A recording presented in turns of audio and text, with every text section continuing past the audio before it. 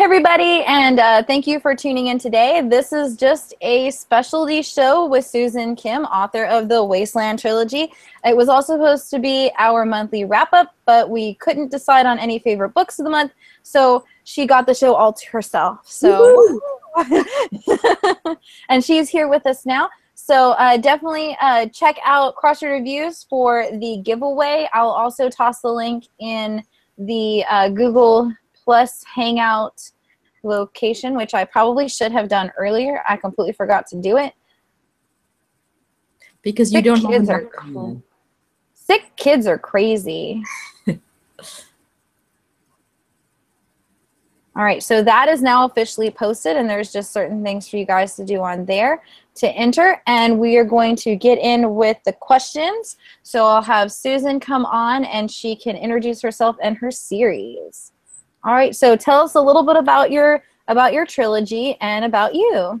Okay, cool. Hi, everyone. I'm Susan Kim, and I wrote the Wasteland trilogy with my husband, Laurence Klavan. And it's 3 books. The first book is called Wasteland. The second book is called Wanderers. And the third book, which is out this year, is called Guardians. And it basically takes place in a world. It's about 30 years in the future. And there's been this crazy mutation of the Spanish flu, basically, which has now become waterborne. So it's in rain, it's in water, it's everywhere, and it's basically killed off nearly the entire world's population. So it's this tiny band where, you know, the book takes place in this little town, tiny American town, don't know where it is. And it's this group of teenagers who've managed to stay alive because they're living off bottled water and other goods that are being dispensed out of this place called the Source, which actually you find out is more like a Costco or something. It's like a Walmart or a Costco. It's a big box store. And they're serving a despot, this ruler who lives in there. And the heroine is a girl named Esther. And she and her friends, her best friend is this sort of hermaphrodite. They're called variants. They're these sexual mutants named Scar. And they get sort of pulled into this incredible battle against this incredibly cruel guy who sort of runs all the town's resources.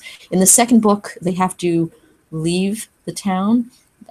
Esther has fallen in love with this guy named Caleb, who is this like sort of righteous warrior, and they take off like leading these people to this sort of supposedly mythical city up north called Mundreal. And they've heard a lot about it, but they hear that there's clean water, that everybody lives past the age of 19 because nobody lives past their teens because the disease is so commonplace and it's so deadly. So they finally get up there and they discover that it is kind of this incredible place, but that there's a really terrible secret that's up in the city.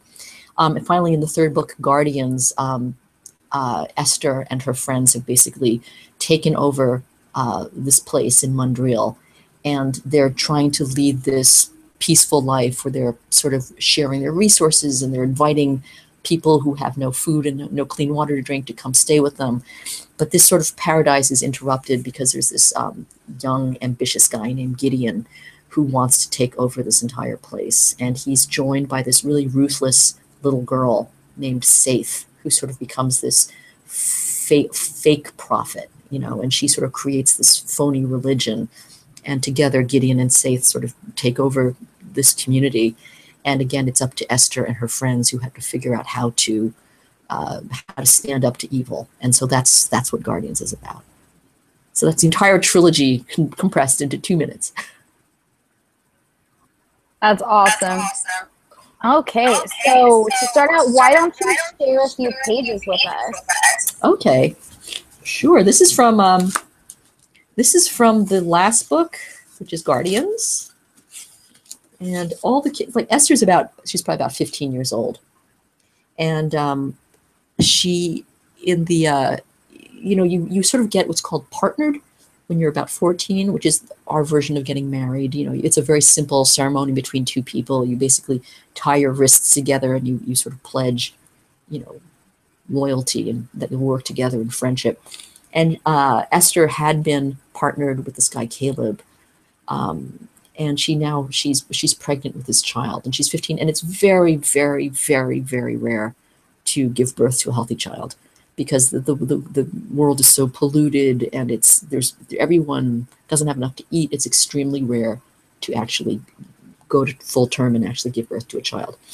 So anyway, but she actually does manage in the very beginning of the book. She does give birth to a baby, and she doesn't know what she's doing. She's with her friend Scar. They're both really confused. She's just basically given birth in the lobby of a bank. It's like an ATM. She's like leaning against an ATM machine, although she doesn't know that's what it is.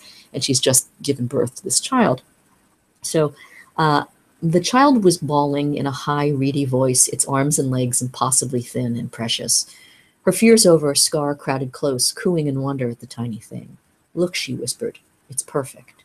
And it was, Esther thought.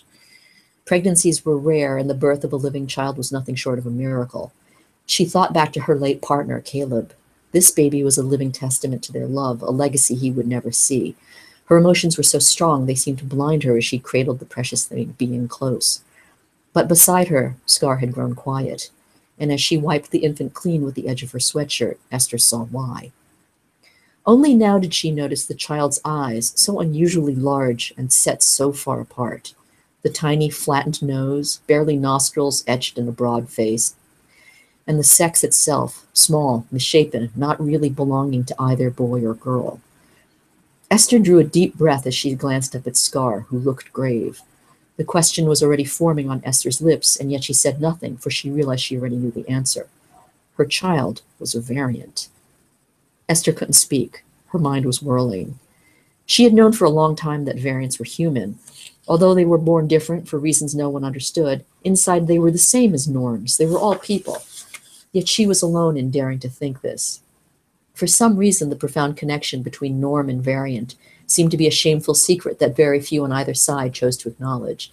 In fact, any other girl in her position would have abandoned her child without hesitation and had it taken in by other variants to be raised. Esther had seen that happen once, back in Prin. But that possibility didn't even cross her mind. Instead, Esther's arms tightened around the infant in an automatic and protective way.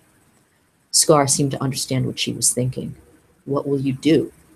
Esther was already fumbling with her shirt. The baby was crying, and she had only just realized it was probably hungry. I'm keeping her. Her? Esther smiled. Variants, she knew, raised their young without gender until they were 10. Then each child was allowed to choose his or her own sex in a special ceremony. I can't help it. Maybe she'll change her mind when the time comes, but it's what she seems to me. Scar smiled back, a dimple flashing in her cheek. Me too. Then once again, her expression grew serious. Esther thought she understood. Back in Prin, her neighbors, even her older sister Sarah, had viewed variants as the enemy, with fear, disgust, and contempt. When the earthquake forced them away from their home and they had all taken off for Montreal together, Scar had been the only variant among them. It had not been easy for her. Even though she never spoke of it, Esther sensed that on the road, Scar had experienced more than a few examples of the townspeople's ignorance and hatred. But all at once, Esther was distracted from the idea. She was preoccupied by a strange new feeling, something that suddenly seemed far more important than anything else. Her baby was nursing. That's it. All right. So the next question is, what is the last young adult book you read, and what is your favorite? Oh my gosh. Let me see now. Let me look around. I just started the M.T. Anderson book, which is a YA book, which is nominated for a National Book Award. But I just started it, like literally. Oh, I read, that's middle grade. See, it's like there's middle grade, there's younger, I'm like, let me see now. I also have stuff on my Kindle. This is like one of those questions you're going to ask me, and I'm going to be like, and then later I'll remember. The last one I read was, I guess it was a couple of years old. I read Feed by M.T. because I was going through an M.T. Anderson phase. So I read Feed. And I think my favorite one of all time, I really like, oh my gosh. It's going to pop in my head later and I'll blurt it out. Because it's like one of those things that you're saying, what's your favorite? I'm like, I don't know.